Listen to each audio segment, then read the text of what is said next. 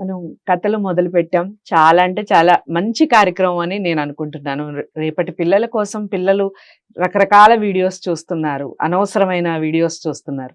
తల్లిదండ్రులు కూర్చోబెట్టి ఇలాంటి వీడియోస్ చూపిస్తే చాలా అంటే చాలా జ్ఞానాన్ని, అలాగే మంచి భాషని, మంచి నడవడికని అన్నిటినీ అందించిన వాళ్ళవుతారు. ఇక మొదటి కథ భోజరాజుకి సంబంధించి చక్కగా సింహాసనం అధిష్ఠించడానికి మొదటి మెట్టు, మొదటి బొమ్మ ఏం కథ చెప్తుంది? దానికి సంబంధించి వివరణ. తప్పకుండా. ఆ రకంగా భోజరాజు సింహాసనాన్ని అధిష్ఠించడానికి ఉపక్రమించినప్పుడు మొదటి బొమ్మ అతన్ని నిలిపివేసి ఒక కథ చెబుతుంది.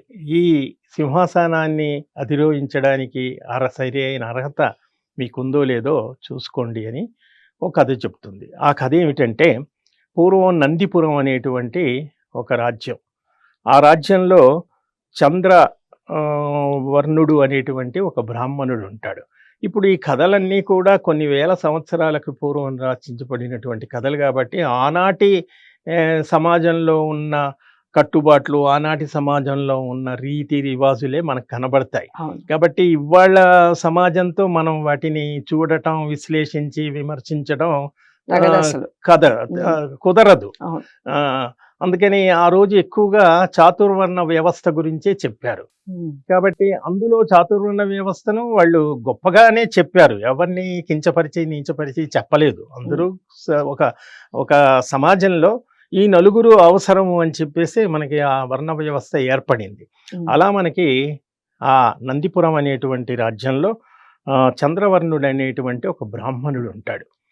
అతను సర్వ విద్యలను నేర్చుకుంటాడు. వేదాంగాలను, షట్శాస్త్రాలను, వ్యాకరణాది, తర్కశాస్త్రం, మీమాంస అన్నీ అసలు ఏమి చదవాల్సిన కోర్స్ అంతా కూడా చదివేస్తాడు. అయినా అతనికి ఇంకా చదువుకోవాలి. నిజానికి చదువు, జ్ఞానం, విద్య అనేది ఒక సముద్రం లాంటిది. ఎంత చదివినా ఇవాళ కూడా ప్రపంచంలో మనం చదివింది ఒక అణు మాత్రమే. ఇంకా ప్రపంచాన్ని చదవాలంటే ఎంతో సైన్స్, టెక్నాలజీ సబ్జెక్టులు చాలా ఉంటుంది.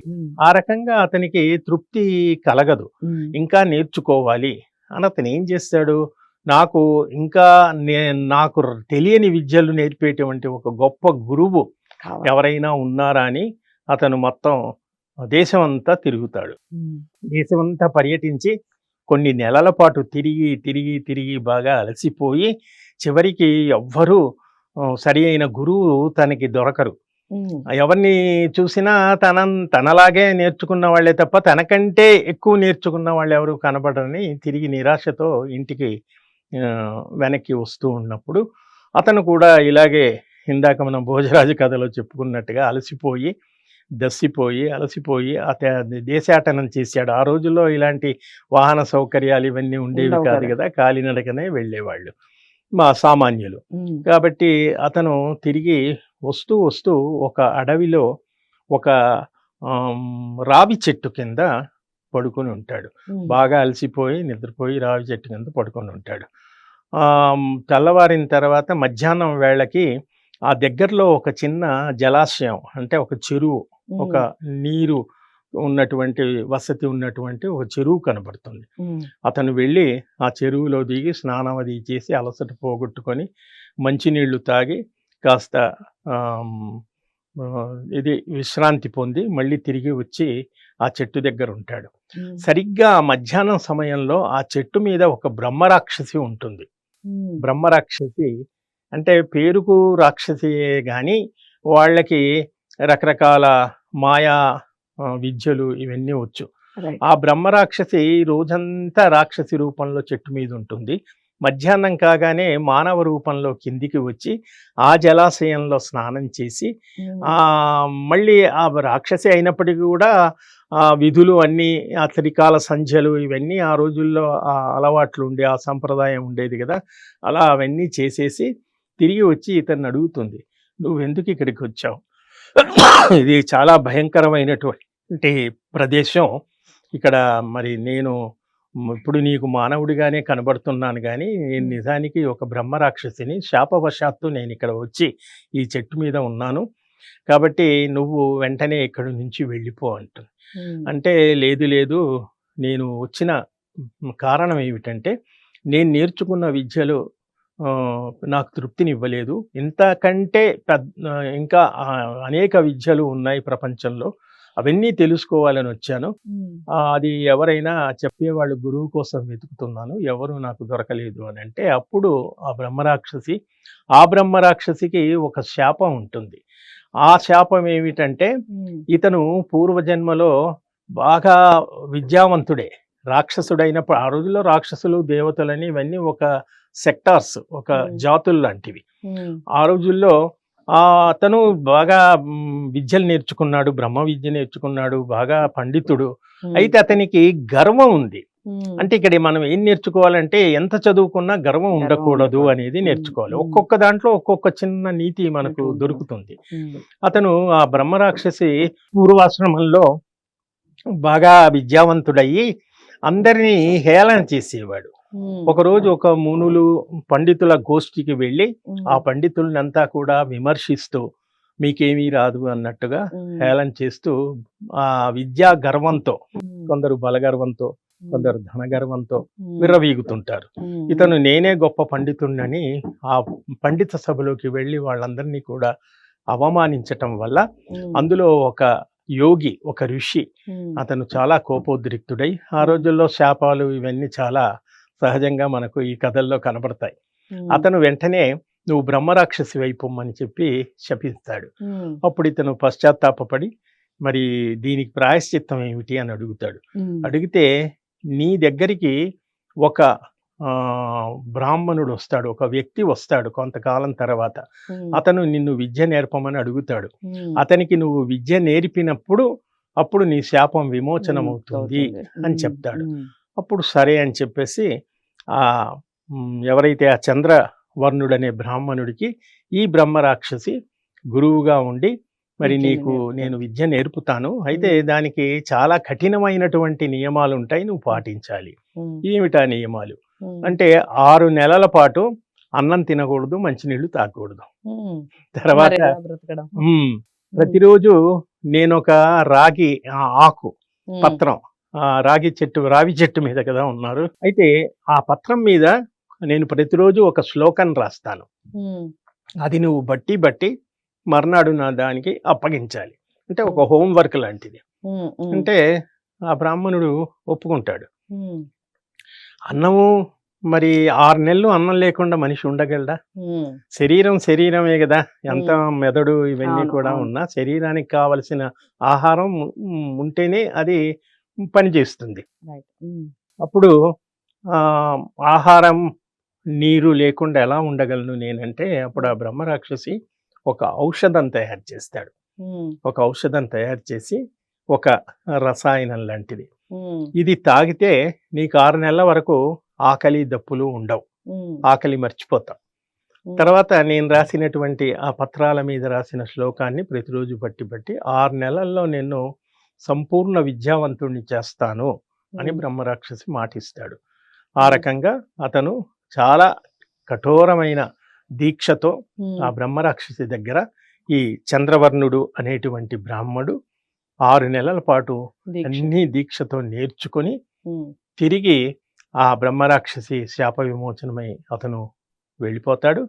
ఇతను తిరిగి తన రాజ్యానికి వస్తూ ఉంటాడు. ఇతను తన రాజ్యానికి వస్తూ ఉంటే ఇతనికి కూడా 6 నెలల పాటు ఏమీ తినలేదు. ఎప్పుడైతే ఆ ఔషధం 6 నెలలు పనిచేస్తుంది, తర్వాత పనిచేయదన్నారో 6 నెలల తర్వాత ఇతనికి మామూలుగా ఆకలి, దాహం ఇవి మొదలయ్యాయి. అతను తిరిగి తన ఊరికి, తన గ్రామానికి వచ్చేటప్పుడు వస్తూ ఉంటే దారిలో బాగా అలసిపోయి అతను ఒక విధమైనటువంటి నిస్త్రాణావస్థలో, స్పృహ తప్పిపోయి పరిస్థితుల్లో అక్కడ ఒక చిన్న నగరానికి వస్తాడు. అక్కడ ఒక మంచి ఇల్లు కనబడుతుంది. ఆ ఇంట్లోకి వెళ్ళి కాసేపు విశ్రమిద్దామని చెప్పేసి ఆ ఇంట్లో పలికి తొంగి చూస్తాడు. ఎవరు మనుషుల అలికిడి ఉండదు. అతని శరీరం నిస్సత్తువగా ఉంది, వశం తప్పిపోతోంది. ఏం చెయ్యాలి అని అలా అడుగులో అడుగు వేసుకుంటూ లోపలికి వెళ్ళి ఆ మధ్యలో ఉండేటువంటి వసారాలో అతను మనుషులెవరూ కనబడలేదు, ఎవరికి చెప్పలేదు, అడగలేదు, అనుమతి తీసుకోలేదు. అలా వెళ్ళి ఆ నేలపైన పడుకుంటాడు. ఆ నేలపైన పడుకున్నప్పుడు ఇంకా అతనికి పూర్తిగా వివశుడైపోయి నిద్రలోకి జారుకుంటాడు. ఇదిలా ఉండగా ఆ ఇల్లు ఆ రాజ్యంలో ఆ నగరంలో ఉన్నటువంటి ఒక వేశ్యకు సంబంధించిన ఇల్లు. ఆ రోజుల్లో ఇవి చాలా సహజం.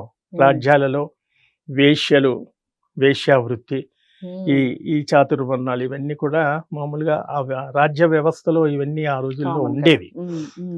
అయితే ఆ వేశ్యమాత ఆ ఆ రాజ్యంలో బాగా పలుకుబడి ఉన్నటువంటిది, బాగా ధనం సంపాదించినటువంటి ఆమెకు ఒక కూతురు ఉంటుంది.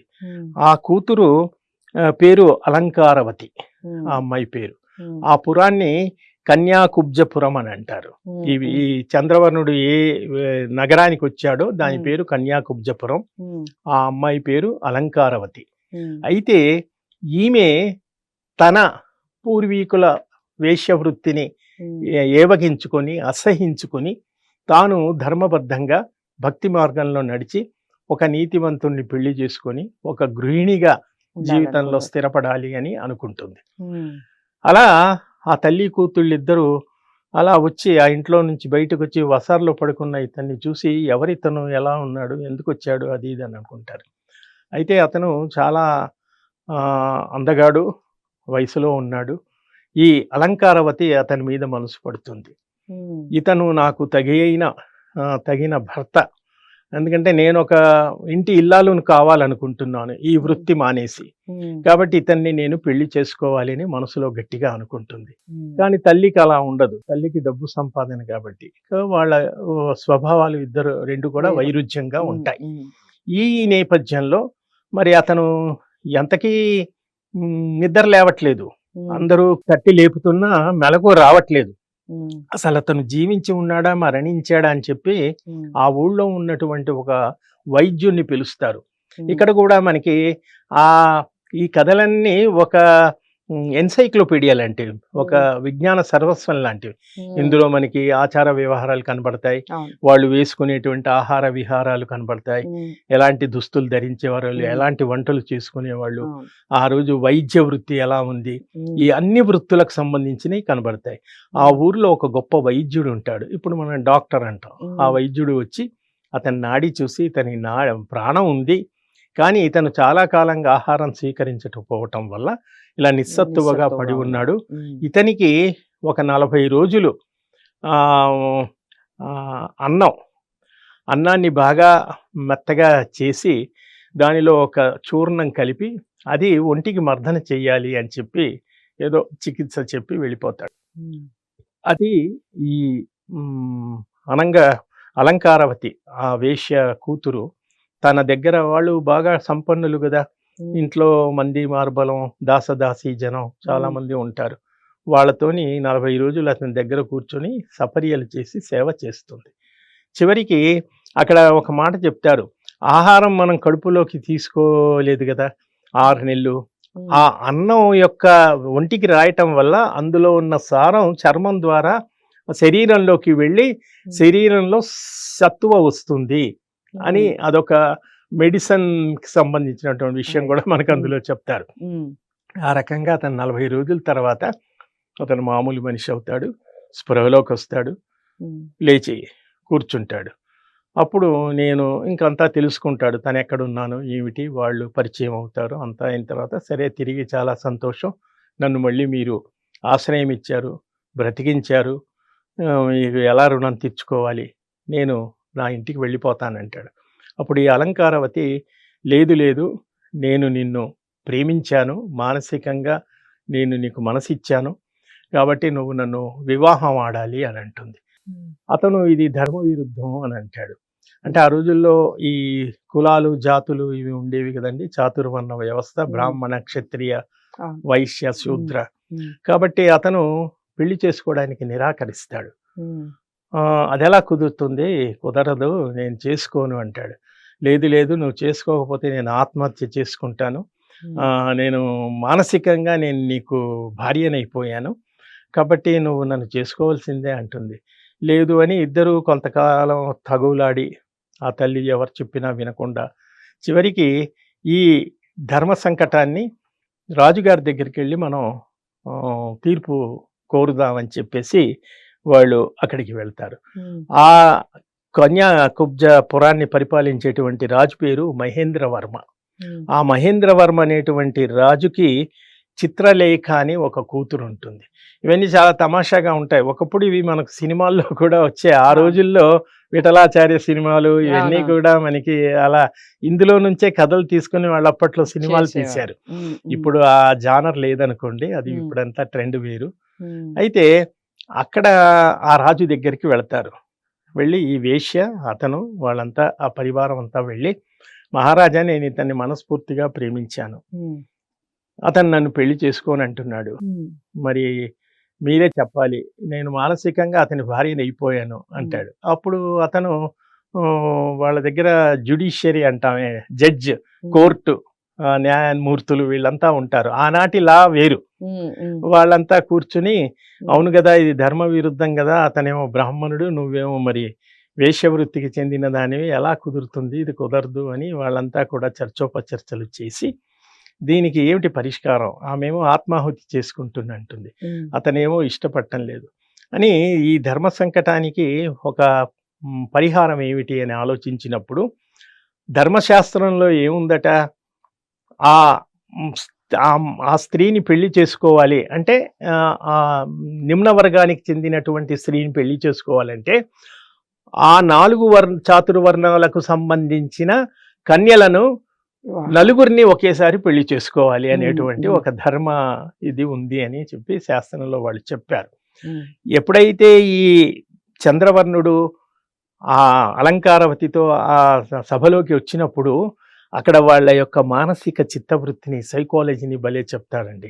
ఉమ్, ఆ రాజుగారు ఇతన్ని చూడగానే ఉమ్, బా ఇతను ఎంత అందగాడు, ఎంత విద్యావంతుడు, ఎంత ఉన్నత కులీనుడు, ఎంత బాగా మంచివాడు, ఎవరైనా మంచి పిల్లవాళ్ళని చూడగానే ఈ రోజుల్లో అల్లుని చేసుకోవాలన్నా, ఆడపిల్లని చూడగానే మా ఇంటి అమ్మాయి కోడల్ని చేసుకోవాలని అనుకోవడం సహజం. ఉమ్, అలాగే ఆ రాజుగారు అప్పుడే మనసులోనే ఈ తీర్పు ఇవేమీ రాకముందే తన మనసులో తన కూతురు చిత్రరేఖను ఇచ్చి పెళ్లి చేస్తే బాగుండు కదా అని అతనికి స్వార్థం మొలకెత్తింది. ఉమ్, అదే ఆ సభలో ఉన్నటువంటి మరొక బ్రాహ్మణుడు, పురోహితుడు ఉంటాడు.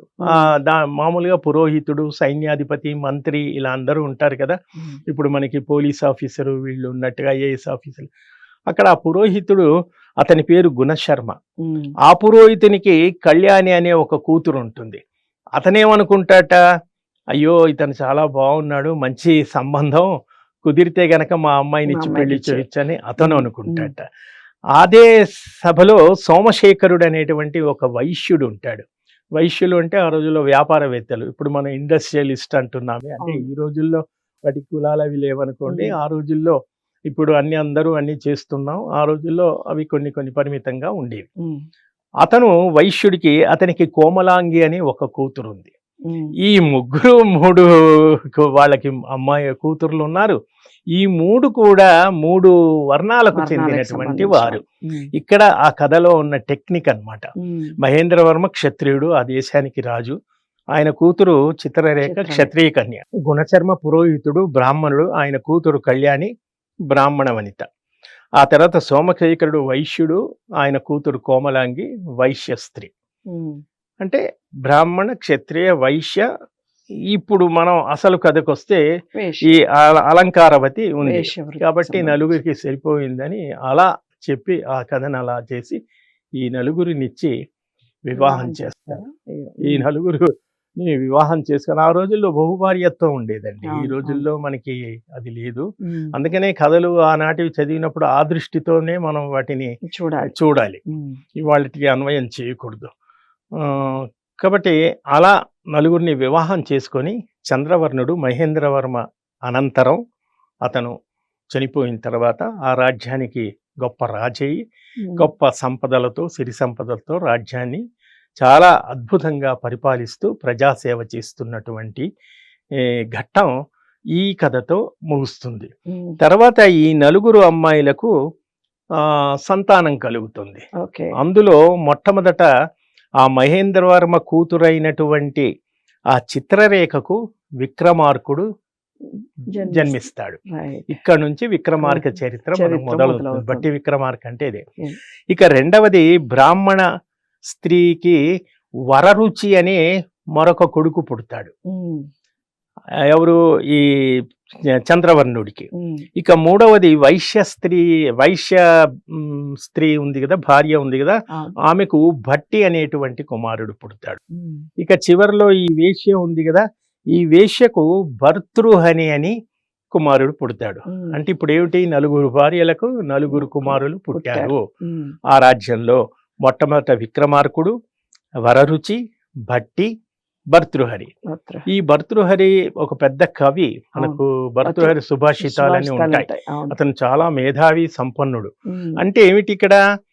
కులం ముఖ్యం కాదండి. ఇక్కడ Mm. తెలివితేటలు, మేధస్సు, సంపద, సద్గుణాలు చాలా ముఖ్యం. Mm. మరి అతను వేశ్యపుత్రుడు అయినప్పటికీ కూడా గొప్ప మేధావి భర్తృహరి. Mm. అలాగే విక్రమార్కుడు, భట్టి, వరరుచి వీళ్ళందరూ కూడా చరిత్రలో మనకు కనబడేటువంటి పాత్రలుగానే ఉంటాయి. Mm. ఇక్కడ ఈ 4 పుట్టిన తర్వాత ఇంకా కథ అలా ముందుకు ముందుకు నడుస్తుంది. నడుస్తుంది. అది రైట్. బట్టి విక్రమార్క అని మనం మాట్లాడుకుంటూ ఉంటాం. అసలు విక్రమార్కుని జననం ఎలా జరిగింది? దాని వెనకాల ఉన్నటువంటి చరిత్ర ఏమిటి? తండ్రి ఎవరు? అసలు తండ్రికి అలాంటి ఆలోచన ఎందుకు కలిగింది? ఈ కథకి మొత్తానికి చక్కగా కళ్ళ ముందు అలా కదులుతూ ఉంటుంది వింటూ ఉంటే. ఇలా రాజ్యం ఉండేది, ఆ రాజ్యంలో ఒకరు ఉండేవారు, నాకు చదువు కావాలి అని వెళ్ళడం ఏమిటి, ఒక దగ్గర పడుకోవడం ఏమిటి, ఇదంతా కూడా మనకి కళ్ళ ముందు కదులుతూ ఉంటుంది. ఇలాంటి చిన్న చిన్న కథలతో ఎంతో నీతి అందులో దాగి ఉంటుంది. ఆ నీతిని వర్ణిస్తూ పిల్లలకి ఇలాంటి కథలు చెప్పే ప్రయత్నం చేయండి. మనకి అసలు అంతరించిపోతున్నాయని చెప్పొచ్చు ఇలాంటి కథలు. మళ్ళీ తట్టి లేపే ప్రయత్నం చేస్తున్నాం. మీ ప్రోత్సాహం చాలా అవసరం. అందుకని వీడియోని లైక్ చేసి షేర్ చేయండి. ఛానల్ని సబ్స్క్రైబ్ చేసుకోండి. మరో మంచి కథతో మళ్ళీ మీ ముందుకు వస్తాను. నమస్తే.